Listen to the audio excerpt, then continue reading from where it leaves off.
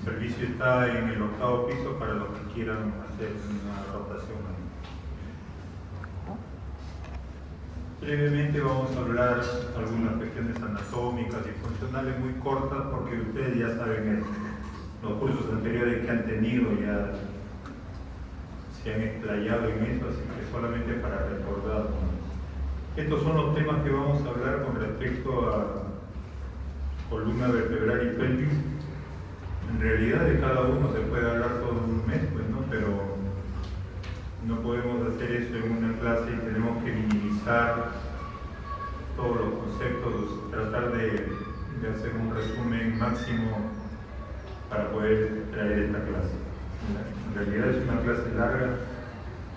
Esperemos que algunos tips, algunos resúmenes que he hecho les ayuden para entender la clase.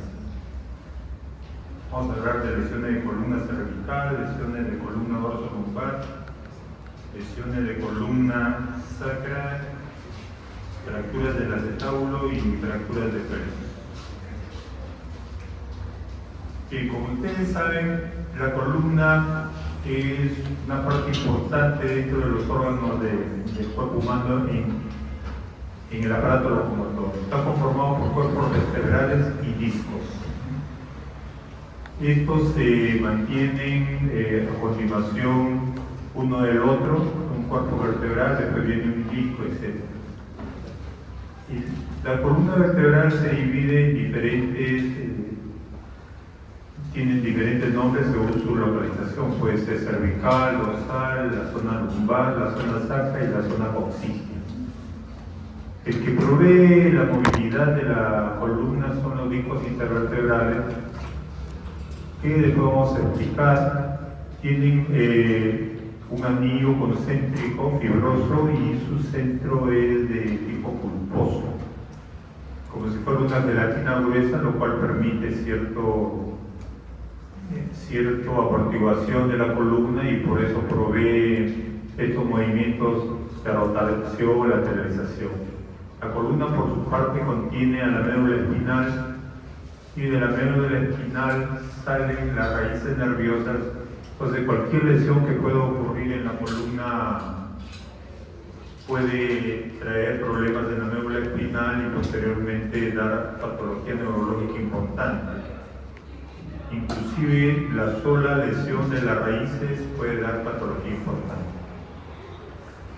Ya hemos dicho que la columna es como el disco intervertebral, es como un amortiguador, permite los movimientos de flexión, extensión, inclinación lateral izquierda, inclinación lateral derecha y los movimientos rotatorios tanto para el lado izquierdo como para el lado derecho. Tiene una serie de movimientos combinados.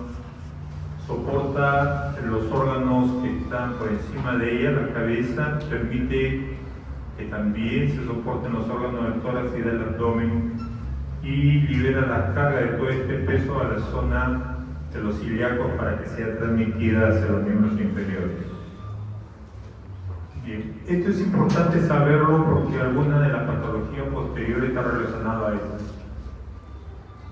La misma columna puede ser dividida en tres segmentos: la parte anterior que hemos puesto 1, la parte del medio que hemos puesto 2 y la parte más posterior que le hemos puesto 3. O sea, la columna la podemos diferenciar en tres columnas: columna anterior, columna media y columna posterior. ¿Por qué? Porque según estos autores, Dennis, él considera que cualquier lesión de más de una columna implica una lesión inestable en la columna. O sea, si yo veo una radiografía y veo que hay dos columnas lesionadas, yo ya puedo estar diciendo que esta es una lesión inestable sin ser especialista, solo por el hecho de que sigo los conocimientos que nos está dando Dennis, ¿no? Entonces, en la columna anterior tengo la mitad anterior del cuerpo vertebral con la mitad anterior del disco y el ligamento longitudinal anterior. En la mitad posterior, en el segundo En la columna media tenemos la mitad posterior del cuerpo vertebral y también del disco y un ligamento que viene en la parte posterior longitudinal. Y en la tercera columna, que es la columna donde están las apófisis espinosas, están las articulaciones intervertebrales, que son estos bracitos, porque las vértebras tienen un bracito que se articula con el de arriba y tiene un bracito también para articularse con la vértebra de abajo. Entonces, estos bracitos son importantes. Acuérdense que por esta zona es donde pasa la médula espinal y las raíces nerviosas. Recordar que existe este ligamento amarillo, que entre las apófisis espinosas existe un ligamento que se llama ligamento interespinoso y por encima también existe otro ligamento. Entonces, si tenemos dos lesiones, aquí por ejemplo en esta imagen, nos está diciendo que hay compromiso de la columna anterior y de la columna media, o sea de 1 y de 2, ya tengo dos columnas afectadas según Denis. Esto viene a ser una lesión inestable.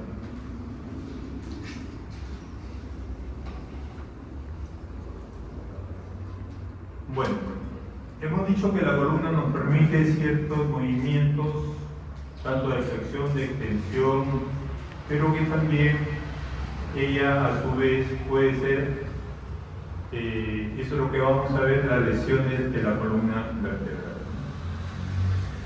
Asiento de lesiones. Ahora, hablando de lesiones de la columna cervical, estas son las causas más frecuentes: accidentes de tránsito, zambullidas en piscinas y heridas por proyección, heridas por proyectil de arma de fuego. Y por el mecanismo podemos clasificarlas, son lesiones por aceleración, desaceleración, lesiones por extensión, lesiones por flexión, lesiones por lateroflexión y lesiones combinadas donde hay una combinación de movimientos. Pero este cuadro es frío, así que vamos a ver los ejemplos de cada uno de ellos. Veamos. No hemos tenido un video donde podamos ver una lesión de aceleración, desaceleración. Es muy difícil, ¿no?, tenerlo, ¿no? Este es un conductor o un pasajero que está yendo, está sujeto por los cordones de seguridad. El carro choca bruscamente y todo el cuerpo se va hacia adelante. Entonces, el carro estaba acelerando y ocurre una desaceleración brusca. La cabeza va con un látigo hacia adelante, por eso también se llama lesiones por latigazo. Aquí, por ejemplo, vemos una lesión por extensión, así que pediremos al VAR, ya que tenemos VAR, para ver exactamente cómo ha sido, pero él inmediatamente se agarra la cabeza, no el cuello, para sujetarlo. A ver. La cabeza es proyectada hacia atrás, ¿no? Aparentemente esto es una lesión no muy complicada. Es un mismo defensa el que con la rodilla le golpea la cabeza. Este es un arquero que fallece en el transporte entre el estadio y el lugar de salud donde iba a ser atendido. En fin, ha sido una lesión muy intensa, no parecida, ¿no? Bien, esta gimnasta que la vimos sin lesión, vamos a ver qué le ocurre. Esta es una lesión por flexión. Es una zambullida en el piso, ¿no? Ha tenido una zambullida en el piso, inmediatamente ella queda tirada ahí. Bueno, el video posterior no lo puedo mostrar porque tiene tiempo. Llega su entrenadora, con mucho cuidado le habla, le dice pueden mover las piernas, etc. No hay que apresurarse en la atención de esos pacientes porque hay gente que se desespera, quiere cargarlo, el cuello queda al aire. Entonces hay que tener mucho cuidado porque se pueden producir lesiones asociadas mayores a esto. Bueno, acá también no vimos bien la lesión, pero el VAR, la verdad que es una lesión muy seria, ¿no? Roja. Este es roja, pero como 5 rojas al mismo tiempo, creo, ¿no? El cuello se ha flexionado y se ha lateralizado y nada. Entonces, este arquero pudo seguir escapando. por suerte robusto, un cuello bastante fortalecido y pudo seguir, pero la lesión es inclusive una lesión que puede comprometer la vida, ¿no? Y estos son los movimientos combinados, a pesar de que estamos identificando el video por 2, por 4 y por 8, pero se ve que la columna cervical va en diferentes direcciones, esto es lo que llamamos movimiento combinado. Creo que es entendible ahora el cuadro, ¿no? Bien, entonces, ¿qué vamos a hacer para el diagnóstico de la lesión de columna cervical? Un dolor, bueno, por la clínica, característicamente este tipo de lesiones tiene dolor cervical tras un traumatismo. Si es leve el problema en la columna, lo más probable es que es el dolor intenso, hablando del dolor sumamente intenso. Es probable que dure 24 horas, quizás un poco menos. Pero si la lesión ha sido severa, sin comprometer la vida, es probable que demore en bajar 2 o 3 días el dolor sumamente intenso. En casos leves, este dolor va a ceder al 10º día. Entonces, por eso es que a veces cuando tenemos algún esguince de cuello, vamos al médico y nos pone un collarín.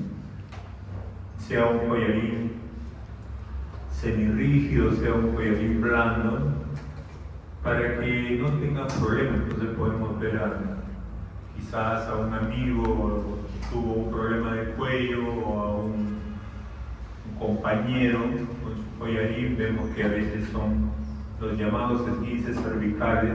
No hay compromiso de la parte ósea, pero la parte tendinosa y muscular le causa mucho dolor, entonces le obliga muchas veces al uso de un collarín.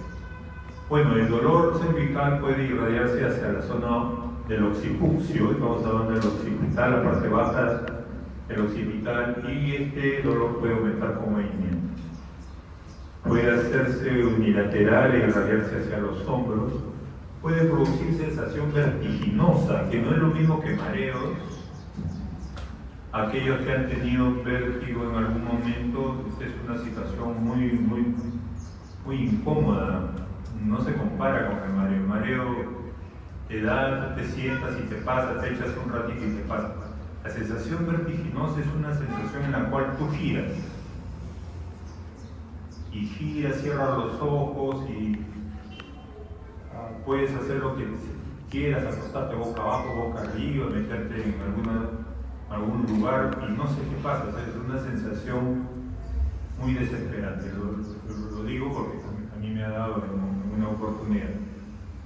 Disfagia puede haber, por supuesto. Acuérdense que la zona de la columna cervical está, parte anterior de los cuerpos vertebrales, está en relación.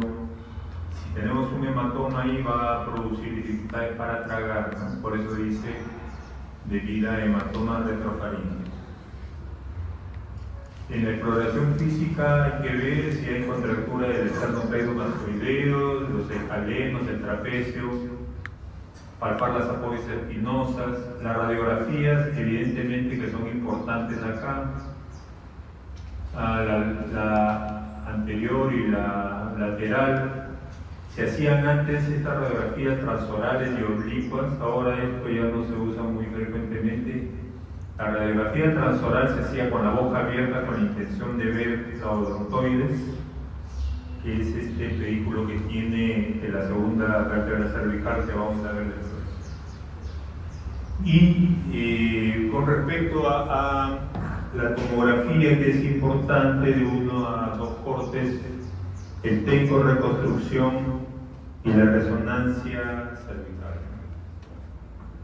Ahora vamos a hablar en parte de algunas características. Esto es una especie de resumen, ¿no? O sea, me acordé de mis épocas de estudiante y decía, ¿cómo yo puedo resumir esto para, en lugar de hablar cada uno en un slide? Entonces dije, vamos a hacerlo más fácil para los alumnos.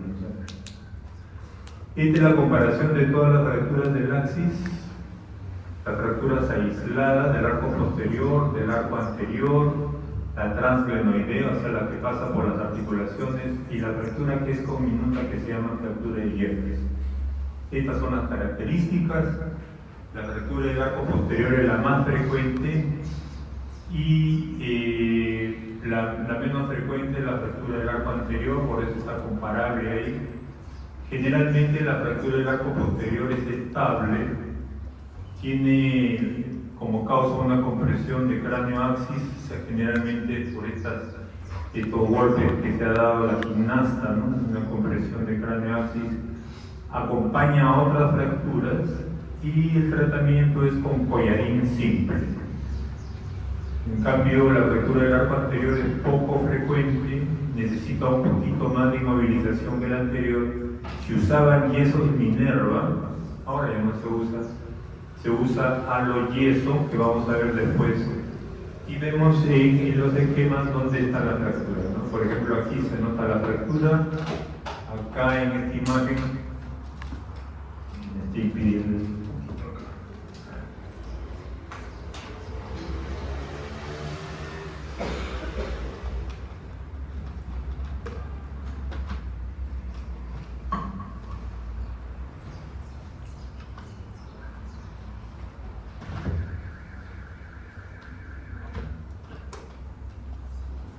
Bueno, aquí vemos la fractura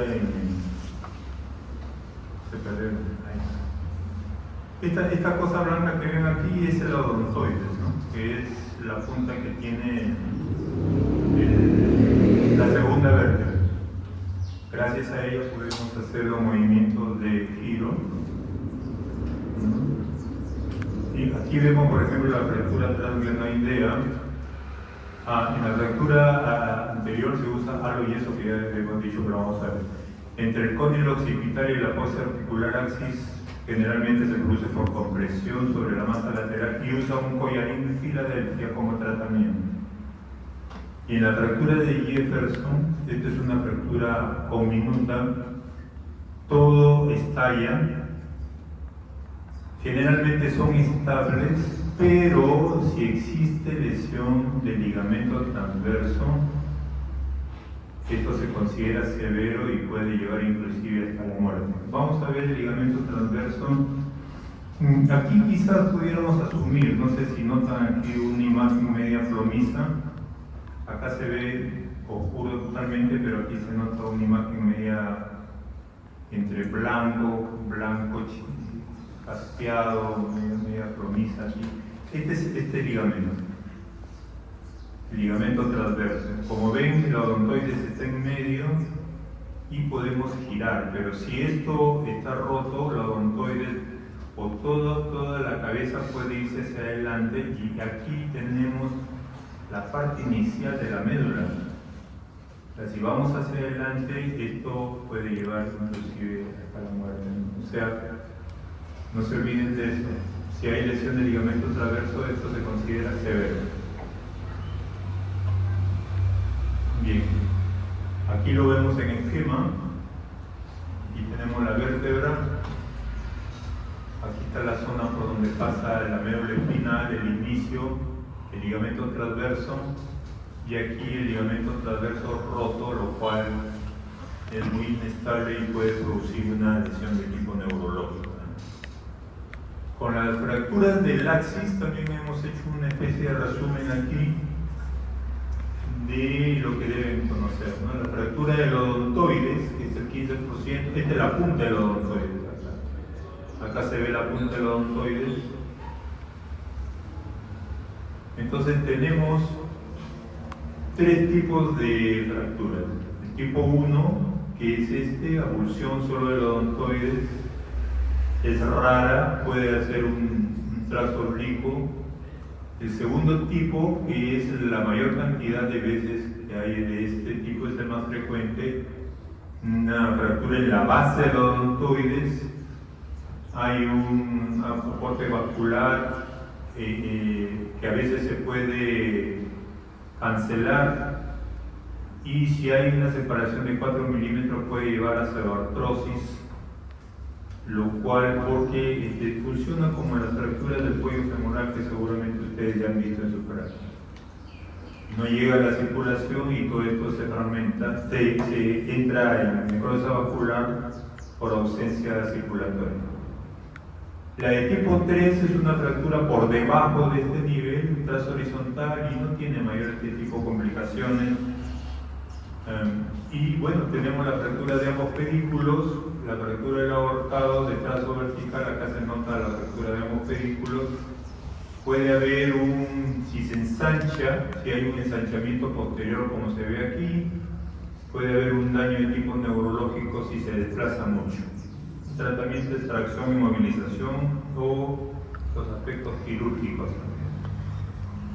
Aquí vemos la odontoides, esta es la segunda vértebra cervical, es tipo 1, lo vemos aquí así, puede ser transversa también. El tipo 2, la que se asocia a osteoartrosis y necrosis avascular, y la de tipo 3, que no tiene mayor problema en su tratamiento. Y con respecto a C3 a C7, la hemos juntado aquí solamente en este slide. Estos son los diferentes tipos que hay, así que lo hemos puesto solo en un slide. Las que tienen hundimiento anterior, por ejemplo, las vértebras cervicales, y se nota que hay un hundimiento en la parte anterior de la vértebra. Y si generalmente no hay compromiso del muro posterior, acuérdense que solamente digo que se ha roto la parte anterior, esta es solamente una columna de Dennis, ¿no? Pero la parte posterior está indemne, en consecuencia la médula espinal también. Eso es lo que trata de decir esto. No hay lesión neurológica si el muro posterior está indemne. Y con respecto a las conminutas, son más o menos estables, pero si hay un fragmento en la zona posterior, o sea, por donde está la médula, puede haber daño neurológico. Ahora, tenemos también fracturas en lágrima, que es esta.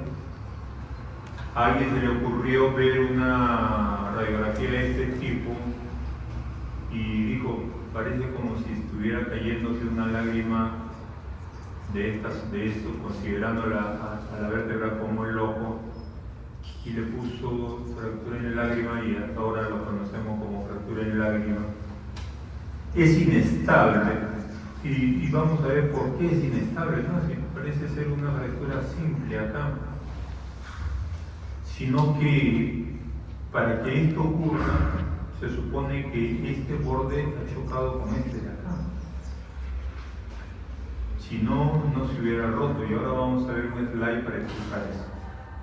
Entonces, ¿qué ocurre en estas fracturas en lágrima? Que hay lesión del disco, hay lesión del muro posterior, hay lesión de los ligamentos articulares, y puede haber lesión neurológica. Y vamos a ver un slide por qué eso ocurre. Y la lesión en paleador de arena, porque se presenta en estos señores que palean arena, es una lesión estable, es una lesión en realidad de la apófisis espinosa. Entonces no tiene mucho que ver con la cuestión neurológica, la cuestión medular, ni con el disco. Que ocurre por flexión aguda, no hay lesión de ligamento ni lesión de tipo neurológica. Y en libro abierto, que son estas lesiones que se ven como si las vértebras se separaran, hay una hiperextensión, hay un estrechamiento en la zona posterior, también lo vamos a ver, y puede existir compresión medular. Eso lo vamos a revisar aquí. Esto es lo que ocurre en la lesión en lágrima. Para que llegue a chocar con este que está abajo, el borde inferior con el borde superior, se debe haber roto el ligamento interespinoso. Se deben haber roto los ligamentos interapofisiales, o sea, de las articulaciones. Y el disco intervertebral debe haberse dañado para que este choque. Entonces, ¿aquí qué tenemos? ¿Cuántas columnas afectadas hay? 3. ¿Ah? Las tres, claro. Está afectado la columna anterior, la columna media y la columna posterior. Entonces, este es definitivamente una lesión de tipo inestable y parecía una cuestión simple. Acá vemos una lágrima que ya es un lagrimón, comparado con el otro, esta es una fractura más grande, pero es una fractura compleja, ¿no? Aquí vemos lo que llamamos listesis, o sea, el desplazamiento de toda la columna hacia adelante, y en consecuencia la médula puede estar afectada de esa forma. Bien, y en las fracturas comminutas también, porque si yo tengo esto fracturado y uno de los fragmentos se va hacia la zona posterior, presiona la médula y puede haber lesiones neurológicas, puede haber paraparesia o paraplejías también, ¿no? Eso ya no pueden caminar, se tienen que entrar a cirugía para ver si es que se puede hacer algo por ello. Bueno, el tratamiento es evitar o minimizar la lesión neurológica. Fundamental, lo que tenemos que hacer es la inmovilización por medio de un collarín, ¿no? El transporte rápido y seguro y el reconocimiento rápido de las lesiones por el especialista. En el tratamiento definitivo tenemos sistemas de tracción craneal. Esto es lo que se hacía antes del desarrollo de la cirugía. Se ponían aquí unos pernos que se lograban ingresar solo en la cortical externa del cráneo, pero no penetraban pues, a la zona interna, porque si no estarían infectando. Y se hacía tracción, o sea, se jalaba la cabeza para evitar el aplastamiento de la zona vertebral. Esto es lo que llaman halo chaleco. Aquí tiene un chaleco, se plantan estas estructuras en el chaleco y por medio de unos pernos que hay acá y otros que se han insertado aquí que sujetan el cráneo, se jala de tal manera que aquí lo estamos jalando la cabeza para arriba y el tope lo está haciendo el chaleco. Igualmente acá con estos atracciones o las tracciones, este eran los yesos mineros. Hace 30 años o 32 años que vi colocar un yeso minero cuando era residente y nunca más volví a verlo. Y estos son los procedimientos quirúrgicos que se hacen con el arco en C para sujetar ya sea los odontoides, ¿no? Aquí se ha puesto un tornillo que sujeta los odontoides, acá también, y en algunas cirugías que se hacen vía anterior, o sea, se hace por la parte anterior, retirando los órganos que tenemos antes de llegar a la columna, o vía posterior, dependiendo de lo que diga el neurocirujano, porque este es manejo del neurocirujano. En algunos otros países lo hace el traumatólogo, pero aquí en el Perú generalmente el neurocirujano. Vamos a ver ahora lesiones de la columna lumbar. Acá vemos una causa de ellas, ¿no? Este deporte que siempre me olvido cómo se llama. ¿Cómo se llama? ¿Ah? ¿Parkour? Bueno, yo creo que es locura, ¿no? Porque bueno, depende, bueno, cada quien con su rollo, pero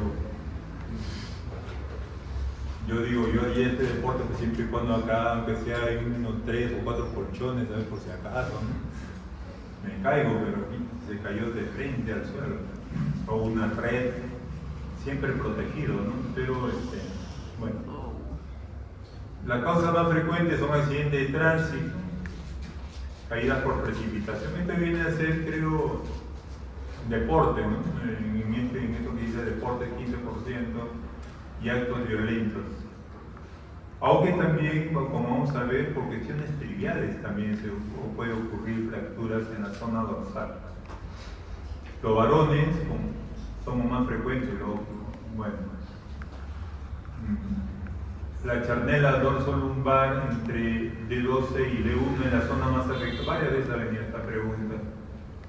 O sea, la charnela dorsolumbar es la zona, la última vértebra dorsal y la primera vértebra lumbar, porque es una zona de transición muy vulnerable. ¿Qué significa eso? Que las costillas nos proveen cierta estabilidad para las fracturas de las vértebras. Y ocurre 25% de lesiones en la columna dorsal. Y eso que la columna dorsal tiene 12 vértebras, ¿no? O sea, son 12 vértebras, pero solamente la afección es de una cuarta parte del conglomerado dorsolumbar. Por este hecho, debido a la estabilidad que ofrece la caja torácica. Sin embargo, ojo con esto, en los ancianos la causa más frecuente es por caída y la ubicación es por lesión dorsal. Miren que está diciendo una cosa que no va con lo de arriba, ¿no? En los ancianos la lesión más frecuente es dorsal y eso ocurre por osteoporosis. El anciano se cae, a veces se cae sentadito y puede producirle fracturas a nivel de su columna dorsal. Aquí tenemos dos grandes grupos, lo hemos diferenciado en dos grandes grupos. Acá no vamos a hablar individualmente de las vértebras, sino vamos a hablar de las lesiones que son estables y de las lesiones que son inestables. En las lesiones que son estables son por compresión axial. Aquí vemos un tipo de ellas. Generalmente se produce en vértebras bicóncavas, un poco de concavidad aquí, un poco de concavidad acá. La afección neurológica es rara siempre y cuando se mantienen algunas características que vamos a ver después. Puede ser frecuente más en la región lumbar y la columna posterior muchas veces está indemne, como vemos aquí, la columna posterior, toda la columna posterior está indemne y generalmente no hay problema de tipo neurológico, como dice acá. Y también por flexión, son vértebras acuñadas hacia adelante, como en esta, ¿no? Si te das cuenta, la vértebra vista de lateral es como un cuadradito o como un rectángulo, pero si yo lo veo ya un poco acuñado en la parte de adelante, que se ha producido por flexión, veo a su vez si esto compromete la parte posterior. Si no compromete la parte posterior del cuerpo vertebral, digo, es muy probable que no ocurra lesión de tipo neurológica, puesto que el cuerpo se ha mantenido bien. Pero aquí hay dos características, ¿no? Dice, si la angulación en cifosis es menor de 10 grados, sigue siendo estable. Pero si la pérdida de altura es menor del 40%, continúa siendo estable también. Pero si es mayor del 50%, pasa a ser inestable. O sea, esta misma lesión, si tiene más del 50% de pérdida de altura, pasa a ser inestable. Eso lo vamos a ver en un ejemplo. Y tenemos también por contracción muscular, como en el paleador de arena, donde se han fracturado las espinas, las apoyas espinosas, o también lesiones por golpes directos o proyectiles de arma de fuego. Me parece que Neymar en unos mundiales en Brasil tuvo una lesión vertebral externa, ¿no? O sea, de este tipo, ¿no? Y ahí sí fue verdad. Bien, y estas son las lesiones inestables. Tengo una por estallido, que le llamamos fractura de Burns, afecta a la columna posterior. O sea, tengo una fractura de tipo cominuta, tanto la parte anterior como la parte posterior están lesionadas, la parte posterior ha invadido el canal, este es el canal, y está lesionando la médula, ¿no? Las lesiones dependen de la cominución, obviamente. Mientras más cominución o los fragmentos de la fractura cominuta invaden la zona posterior, va a producir lesión. Mientras más alta sea la lesión, o sea, si comparamos una en L4 con otra en D10, obviamente que la que está en D10, que es más alta, tiene más sintomatología, ¿no? Eso es lo que dice acá, ¿no? Las lesiones dorsales dan mayor sintomatología que la lumbar. Y también tenemos estas fracturas de rebanada, Estas son producidas por el cinturón de seguridad de los autos, principalmente cuando el cinturón era solo sujetaba las piernas, ¿no? Entonces hay que tener cuidado cuando uno viaja en el asiento en medio, en la zona posterior, porque puede producirse este tipo de lesiones. O sea, ¿qué ha pasado aquí? El sujeto es sujetado de las piernas con el cinturón de seguridad y se proyecta hacia adelante. No tiene el cinturón transverso y eso hace que con la velocidad con la que va pueda ocurrir esta ruptura tanto de los interapofisiarios, de las intervertebrales y de la vértebra o del disco y producir esta lesión que puede ser importante en la movilidad por el hecho de que puede llegar a una paraplegia, ¿no? Igualmente en esta también, que también se puede producir por el cinturón de seguridad, que es la fractura que llamamos fractura de chanza. Se inicia en la parte posterior de la columna y aparece hasta la parte anterior. También todos estos se pueden producir lesiones neurológicas.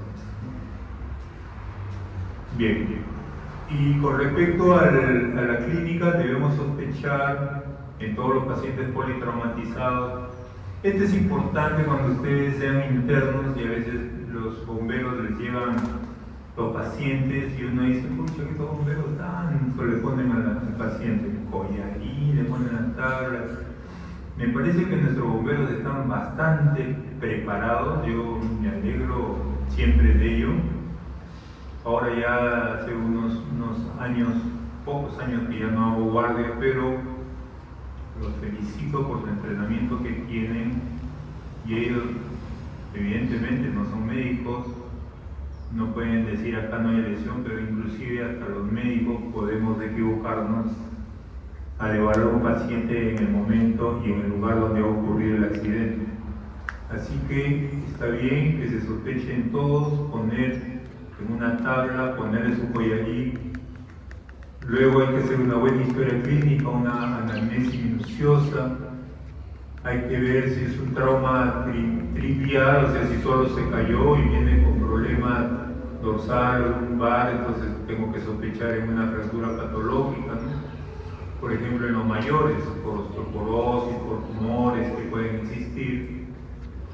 La exploración inicial se hace en el lugar para no tratar de no agravar, no desesperarse. Se pueden palpar las apófisis espinosas con cuidado y evaluar. Yo siempre decía, ¿no? Cuando a veces ocurre algo en el deporte, en el fútbol, entran como locos y se lo llevan al jugador. Y siempre hacía un paralelo con el fútbol americano que me gusta ver, que a pesar de que las lesiones son muy intensas, el médico no se desespera, le dice si puede o no mover las piernas, etcétera, después lo ubica en una posición tal en la que pueda ser transportado sin desesperarse. Esto es lo que tenemos que hacer cuando ya llegó, los estudios de radiografías, la frontal y la lateral. Las radiografías oblicuas ya no se está haciendo. Estamos haciendo ahora las tomografías que en la mayoría de los hospitales tienen e inclusive nos pueden dar la reconstrucción, ¿no? Estas son imágenes radiográficas todavía. Acá se ve el acuñamiento de la vértebra. Pudiéramos tener una evaluación y ver cuánto se ha achicado la vértebra para saber si esta es una lesión inestable o no. La resonancia magnética es importante para ver las partes blandas, etcétera, y saber si esto es reciente también o es antiguo, porque algunas veces pueden engañarnos, ¿no? Esto es para ver cómo lo hacemos, ¿no? Acá tenemos un ejemplo de una radiografía. Yo quiero saber si esto es estable o inestable. Me han dicho que si tiene el 50% de pérdida de altura se considera inestable, así que voy a medir la anterior, me da una cifra, por ejemplo, qué sé yo, unos 6 centímetros o 5 centímetros, vamos a hacer 5 centímetros, y mido la lesionada y digo, bueno, acá hay 2.4, tiene mucho menos del 50%, por lo tanto el aplastamiento, la pérdida de altura es de un 60 o de más de un 50%, ¿no? Porque si fuera 50%, si acá mide 5, acá debería medir 2.5, y para que sea estable debería medir unos 3 centímetros o algo más, y que la pérdida no sea de más del 50%. Por otro lado, puedo medir con una regla, y si tengo un mayor de 10 grados, puedo decir si esto es estable o inestable, o la lesión de listesis, ver si esto tiene más de 3.5 milímetros, también considerar inestable a la lesión. Bueno, aquí lo vemos para definir si es estable o inestable con este método.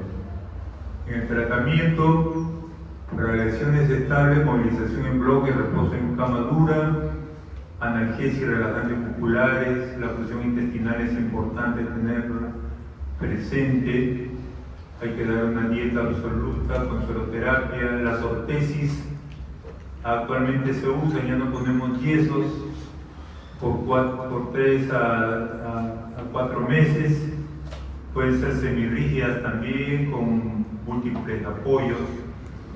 En fracturas osteoporóticas como acuñamiento sintomático hay un tratamiento que se llama vertebroplastía, que es más o menos comparable como que tengo yo una llanta que se me ha bajado, tengo una vértebra que se me ha aplastado, llego hasta la parte central de la vértebra y le inyecto cemento de tal manera que la vértebra recupere el tamaño. Ese es la vertebroplastía. Y hay que tener mucho cuidado porque ese cemento puede invadir la zona medular y producir daño en la piel. Aquí tenemos algunos de los tratamientos. Esto se hacía en el pasado. Esta era la forma de cómo poner un yeso corsé. Lo he puesto hasta hace unos 15 años o quizás 18 años. Últimamente, con la aparición de estos aparatos que son un poquito más caros que poner el yeso, quizás el 30 o 40% más o el 50%, pero que indudablemente no da todos los problemas que daban los yesos. El paciente se siente muchísimo más cómodo con esto que con un aparato de yeso. Y los actos quirúrgicos que también se hacen, ¿no? La colocación de placa con tornillos, que es importante para la zona de la columna. Estas son las complicaciones: trombosis venosa profunda, tromboembolia. La anticoagulación hay que darla siempre cuando ya ha pasado, si hay un problema de hemorragia posterior a esa hemorragia.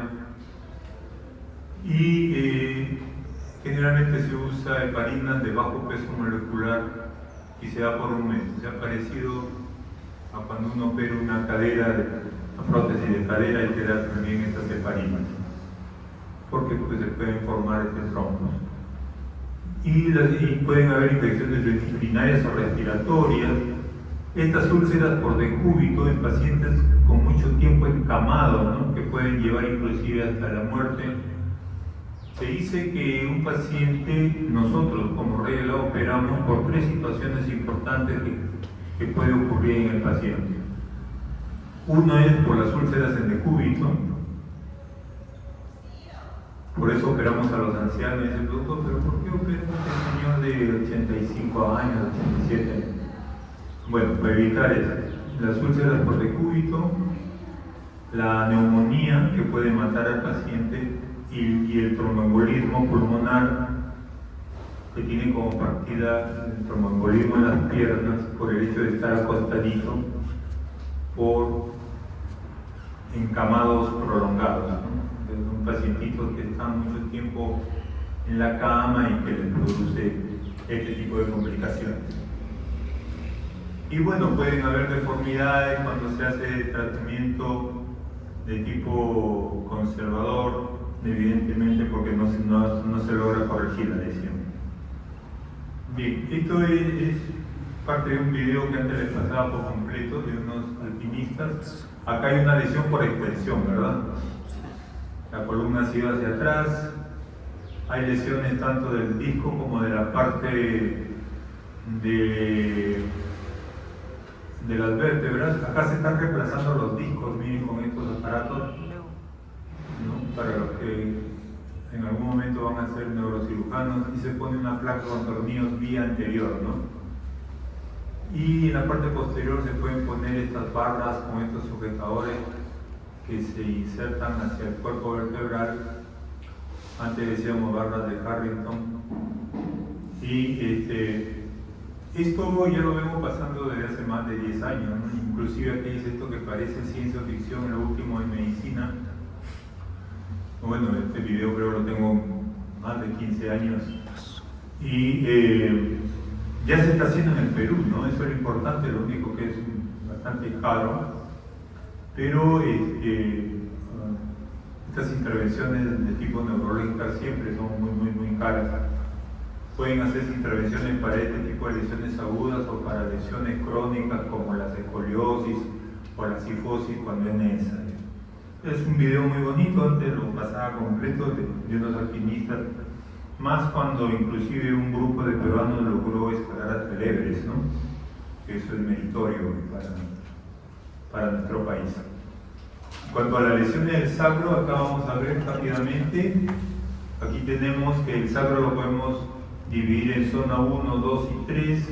La zona 1 en relación con el canal espinal, la zona 2 donde está en relación con los orificios de conjunción por donde salen las raíces, y la zona 3 que llamamos la zona la zona 1, que son posteriores o laterales a las forámines, que es el alerón sacro, ¿no? Y aquí tenemos las diferentes fracturas 1, 2 y 3, y vamos a verlo ahora así, de esta forma, muy rápidamente. La fractura que se produce por la zona de los alerones en la zona 1 raramente tiene lesión de tipo neurológica. Se puede colocar unos tornillos acá sin meterse en el canal medular, porque si no, yo pongo un tornillo acá y se mete acá, le provoco una lesión, ¿no? Obviamente que para eso necesito el arco en C, que es el aparato que me permite imágenes radiográficas en el momento en que estoy operando. Son imágenes en directo, o sea, no espero que eso ustedes ya conocen esos aparatos por radiología, no es necesario hacer el revelado de la imagen, etcétera. Esto se presenta en una pantalla de televisión. En la zona 2, donde están las forámines, obviamente que si tengo una fractura por ahí puede haber lesión neurológica que puede estar hasta un 30% de lesión, ¿no? Y es un poco difícil operar a este nivel y también a este nivel en la zona 4, donde la lesión compromete el canal espinal, el canal medular, y puede ser longitudinal o transversa. Puede haber un déficit de tipo neurológico del 60 al 100%. Estuve averiguando con mis residentes que van a rotar a veces, porque yo soy de un hospital del Ministerio de Salud, con todas las implicancias que eso tiene. O sea, no tenemos muchos recursos, hacemos cosas grandes muchas veces por encima de lo que pudiéramos inclusive hacer. Hemos operado fractura del sacro, pero fractura de tipo 1, y en algún momento le pregunté si habían otros hospitales donde se hacían fractura de sacro de tipo 2 o 3. No sé si lo hagan en el hospital de emergencias. Lo que tengan, por favor, pregunten y me pasan el dato. Me hacen llegar si llegan a tener este tipo de cirugías en algún momento.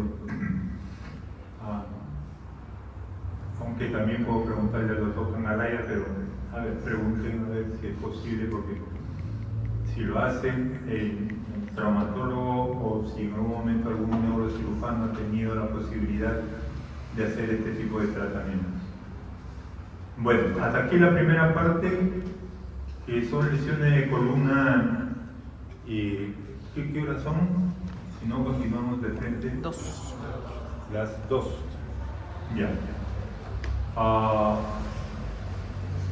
Nos esperamos unos 3 minutos, como que hacemos a los que llegaron tarde, ¿te parece?